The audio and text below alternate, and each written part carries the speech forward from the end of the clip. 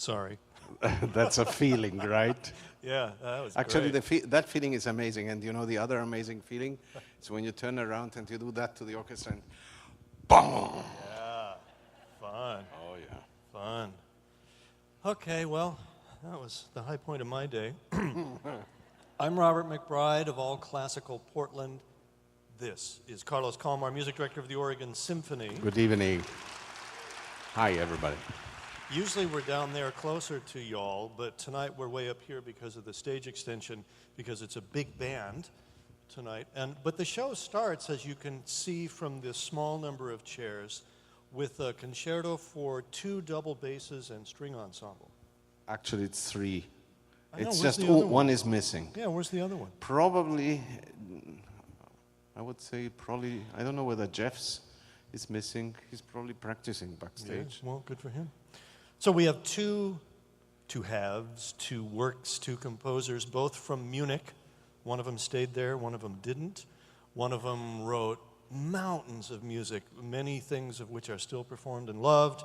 The other guy is sort of a one-hit wonder. I mean, he did write things other than Carmina Burana, but anybody ever hear anything by Carl Orff other than Carmina Burana?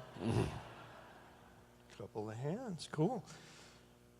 And on the first part of the show, a very interesting choice. Now, when somebody in your position says, hey, we haven't done Carmina Burana in a while, let's do that. Okay, then you have to decide, what are you going to do with it? And that's kind of a tricky thing. And you've totally surprised us with something very small scale, something strings only, which I've been after you to do because the strings sound so good.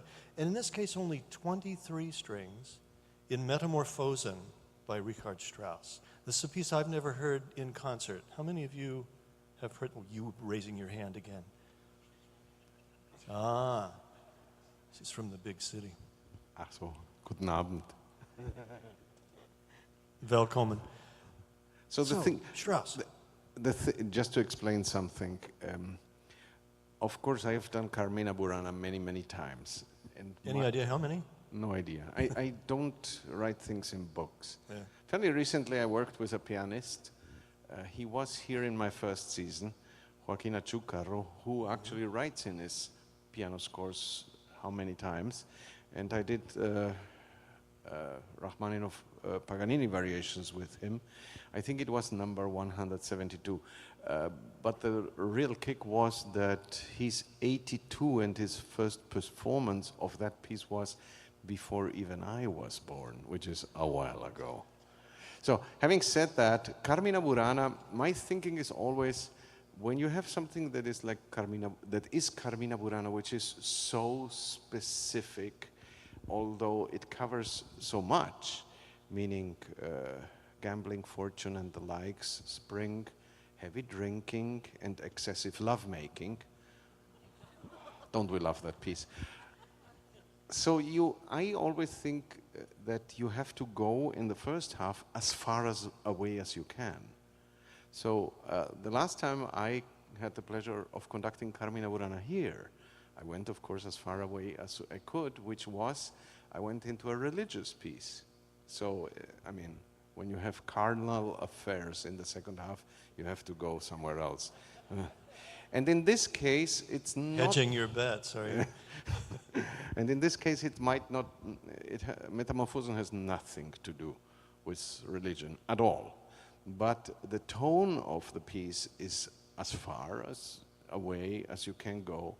It's very, very sad and somber, intricate. It kind of reminds me of Transfigured Night era Schoenberg in all of this rich counterpoint and this tone of mourning and pathos.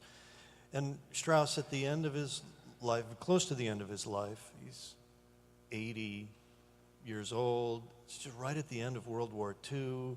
He's seen so much devastation to his country, Germany, all the opera houses where he became famous, bombed. And he writes this intense, sad, mournful Well, the piece. thing is, with Metamorphosen is, on one side, you listen, let's just say, listen to the music without even knowing why it was written or even when. And then you hear exactly what you described.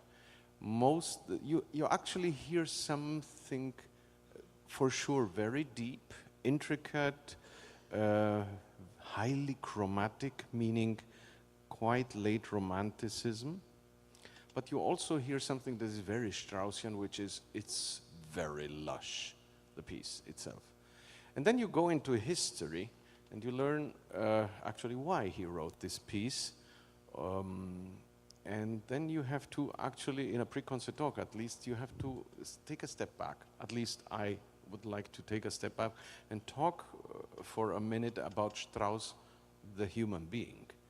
Because that is actually an interesting point in terms of the Metamorphosen.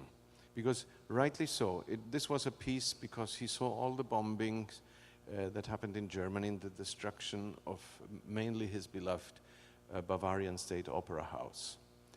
However, Arturo Toscanini, for example, said, I take my hat off Strauss, the composer.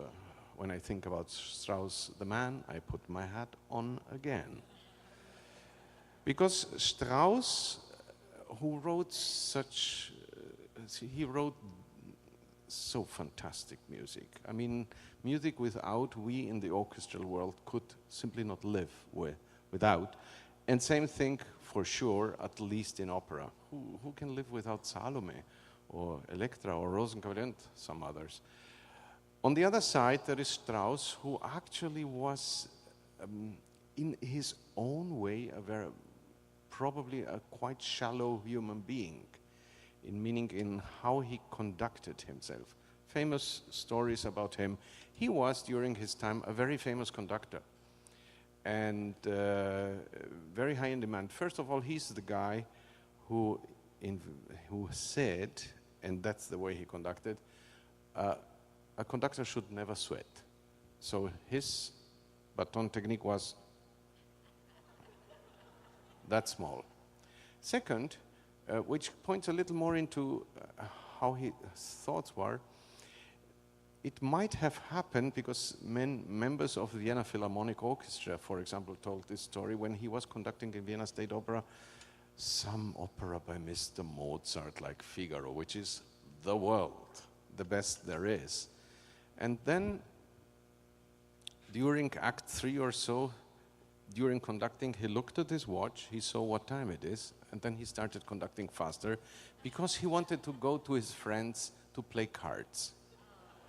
True story. Another true story about Richard Strauss is he was at the premiere of Mahler's Symphony No. 6, The Tragic, in which Mahler, the three hammer blows that destroy Mahler, and, well, you know, Mahler, insanely emotional. And Mahler was in his room after the dress rehearsal completely beside himself, in tears. And Strauss walks in, looks at Mahler, says, what's going on here, and leaves. No empathy, none. And the interesting point is, because then you have to take a step further and talk about Strauss and Nazi Germany. Because there is this interesting thing where Strauss, who was undoubtedly the most famous German composer during the Nazi time, did not leave Germany, but he was, as a human being, kind of apolitical. And nonetheless, he was very successful, and he enjoyed his life. And the reason, actually, that Toscanini said what he said, that I quoted, was because Toscanini left Bayreuth, the famous Wagner festivities, in protest of how the Nazis treated the Jews. And guess who actually jumped in? Richard Strauss. As soon as Richard Strauss jumped in, Joseph Goebbels, the propaganda minister for the Nazis, named him president of all musicians without asking him. And Strauss simply, actually Strauss wanted to be a private human being and write his music. He didn't care, he didn't read, he just leave me alone and don't bother. And then it happened that it was 1943, 1944, well, there was kind of a war going on, right? And then in 1945, within a month, he writes this piece, and everybody, rightly so, says, Strauss, tragic, mourning, but he was not mourning the thousands. He was not even mourning, no, let's not talk about all the people that the Nazis killed. He was not even mourning the German soldiers. He was mourning a building. So, this is a great piece of music, but the background is actually kind of, it just paints a certain picture, which should not deprive anybody from really enjoying the depth of this, because it's a very serious piece of music. It is not even, you cannot even call it a showpiece, although it's a piece for 23 strings, and every one of them plays their own part. There is practically no doubling. So we are talking about 23 soloists. Even the 3 double bass parts. Even the 3 double bass Highly parts. unusual. Yeah, exactly. So only 23 players, and if you don't want to answer this question, don't answer it. And that's always true with anything I ask you. But how did you decide who made the team and who didn't? I don't. Why should I? Oh. Do they fight it out among themselves? I'm sure, I'm sure they were like, I don't want to play this. No, actually, the thing is, you'll see it. The piece lasts between 26 and 30 minutes. You never can really tell where it is. It's so incredibly intense, and as I say, yes, it's sad music at parts, but it's like, you know, in Bavaria, in Austria it's the same. You go into a bakery and you order one of those cakes with several layers, and then you put whipped cream on it. This piece is like another whipped cream and another. It's like, and that's how you play it.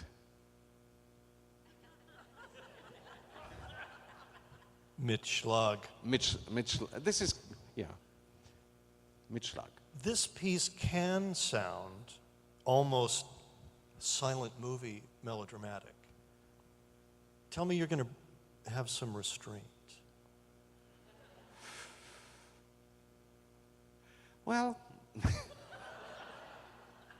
I don't think that in this piece you are not so much in danger, because this Mitschlag, whipped cream, it's not in the sense of what Strauss sometimes does, where, oh my God, it's so amazingly beautiful, and it sounds like, you know, men in the 30s who put stuff in their hair so it's shiny.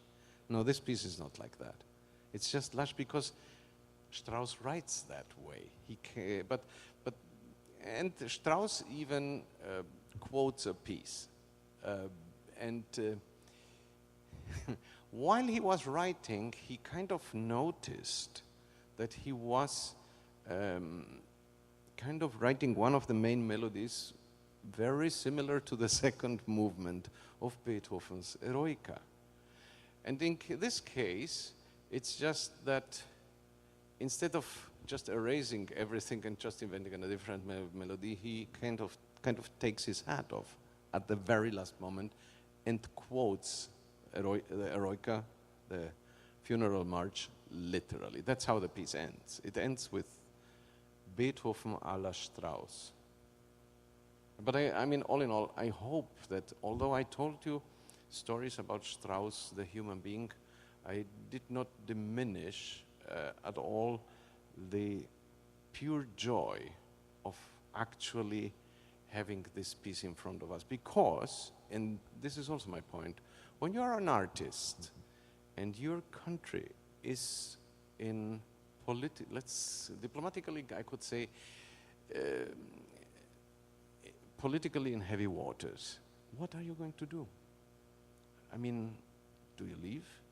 I mean, in this case, we are talking really about the Nazi regime and the Second World War, so it doesn't get worse than that, and we know that. But what are you doing? Do you leave? Do you stay? Do you keep silent and this is just one of the many examples. And Strauss, yeah, Strauss is one. Furtwängler, the great conductor, another, and so on. And Karl Orff. And in fact, Carmina Burana is probably the most famous work written and premiered in Nazi Germany. And it's a big hit. We love it. Yeah, and Karl Orff, yeah, that's another one where, of course, the criticism was huge.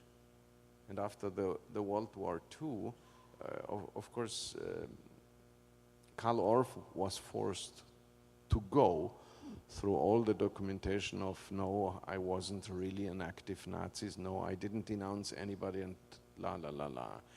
And essentially, this is another human being that was, at the end, incredibly sorry for what had happened. But Karl Orff is a very different type of human being. And Karl Orff is also a very different type of composer because, matter of fact, he had written some music, very minor compositions that are probably not even published before he wrote Carmina Burana, but other than that, he was actually a teacher, an educator. Is his music education system still used? Oh yeah. Good. Oh yeah. See, so in essence, all these Orff instruments and his rhythmic skill, but at that time, probably he was, if he ever wrote music, he wrote a little bit in the direction of Schönberg and Strauss, meaning late Romanticism, modern. And then all of a sudden he discovers in an abbey. He was, the other thing that Orff did before Carmina Burana was to transcribe music from the 15th and 16th and 17th century, mainly the works of Claudio Monteverdi. And then he went into the, he got a second-hand book. He probably went to Powell's bookstore and got a book of old poems from the Abbey of Benedict Beuren in Bavaria, and he was so fascinated of that. And within probably the first week, he had already written 3 movements of that in a completely different style.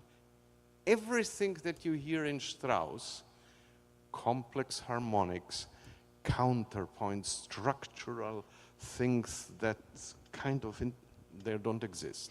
This is very simple, harmonically very tonal, sometimes with a little touch of evil, but that's all. And rhythms, very basic, but really so you can get them easily, and quite repetitive. But the kick is, it's the work of a genius, no question. But in essence, I always, when I have the pleasure of introducing Carmina Burana, I think about, first, the fact that this is mostly poetry, very ancient poetry from very different sources and languages, mainly 13th and 14th century. Most of Carmina Burana is in Latin. There is some old French, and then there is Middle High German, which of course people like this wonderful lady and I, we don't even understand. Nobody speaks like that. But the fun thing is what the poetry actually says and where it was found, meaning in an abbey. And this poetry is pretty much what monks might have written if at that time the art of graffiti and writing poems in toilets would have happened. That's excellent. That's right on.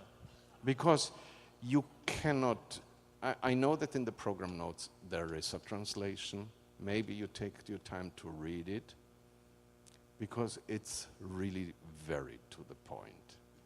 I mean, at the beginning, the piece starts with O Fortuna, the Wheel of Fortune.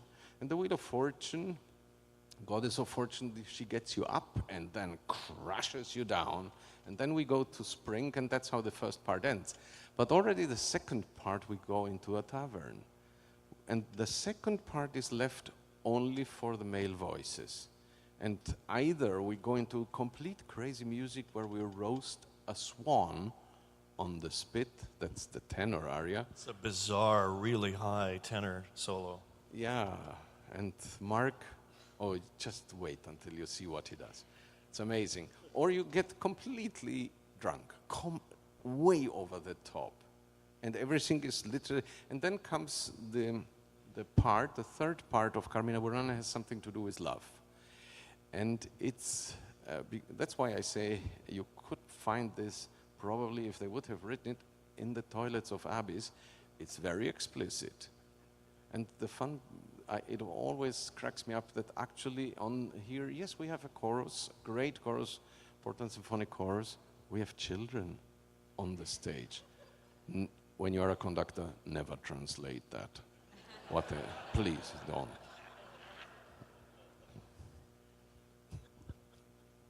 In your program notes, Carmina Burana is succinctly summarized as "eat, drink, and be merry, for tomorrow we die."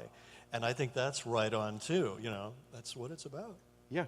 And it's big fun. I'd really like to know just how intensive your research has been. But that probably won't be revealed up here on this stage. No, the thing is, you go through many Carmina Buranas over time, and you learn a couple of things. But in this case, I mean, what can I tell you? I read a little more about Karl Orff and his relationship, what happened with him, and the fact that he was another one who actually was in Nazi Germany and active, but he was very close friends with people you could actually during that time not be friends with. It's that simple. And he made kind of the best out of it.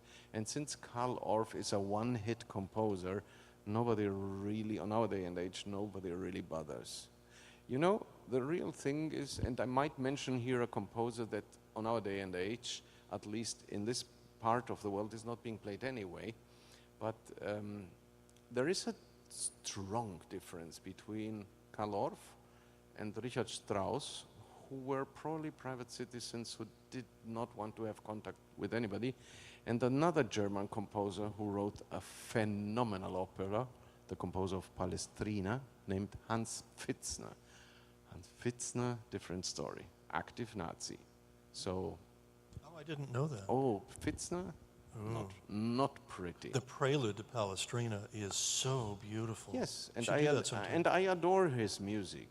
It's great music. But that's another point. If we all, at the end of history, when we look back into at history, let's say 80 years after something was written, and we start condemning the composer because of what type of human being he was, at least remember this, you might get in trouble with Mr. Wagner, because you probably cannot really stomach how anti-Semitic Wagner was and what he did to people like his fellow composer, Giacomo Meyerbeer. So, in a way, I always say, I don't want to meet this person, but I adore his artwork. There's a section in the overture to Rienzi, an early opera by Wagner. There's a march that sounds like Meyerbeer. It always brings a smile to my face, given what he had to say about Meyerbeer. We are running out of time. I'm going to point out that there's a table in the lobby where you can buy recordings. There's also an all-classical table in the lobby, and I will make the scene there during intermission. And maybe we'll have a chance to chat then. And in terms of recordings, I'm sure that it was already pointed out by somebody from the stage, but there is a new recording out by the Oregon Symphony. There sure with is. Me conducting, and it is American music. And is it at the table tonight? I'm sure it must be. I hope I'm not promising. So. It's a great recording, Copeland Piston and George Antheil. It has a title. It's called Spirit of the American Range, a title that we all owe to this wonderful lady that's sitting over there and trying to hide. I don't know. That would be your wife, I believe. Oh, yeah. Carlos? Yes, that would be the one. Uh-huh. Oh, we're embarrassing her. Good. Yeah. That's always fun. Yeah, that's always fun. Sorry. Would you indulge me a little bit? Just a little tiny, teeny, tiny bit. Come over here. What, here? Yeah. Okay, I have to get here? Let's pretend that you're the conductor and I'm the soloist or something. Yeah. and we're acknowledging the applause at the end of a concert. Yes. Enjoy the concert. I'm Robert McBride. He's Carlos Kalmar.